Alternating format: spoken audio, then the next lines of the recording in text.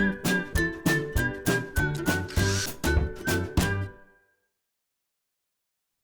it's Steve. Today we'd like to show you how to replace the shelf retainer on your freezer door on your refrigerator. It's a really easy job. Let me show you how we do it. Now, to do this repair, we'll begin by opening up the freezer door, and we'll remove any of the items that may be on the shelf that you're replacing the bracket for.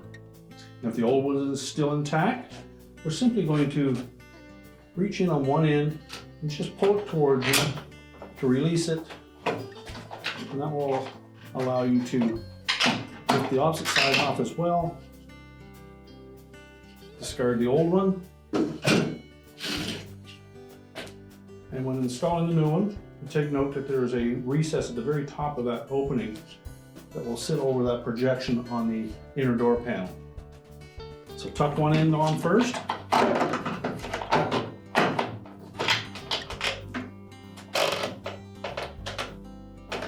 And then flex it enough that you can set it over top of the other one.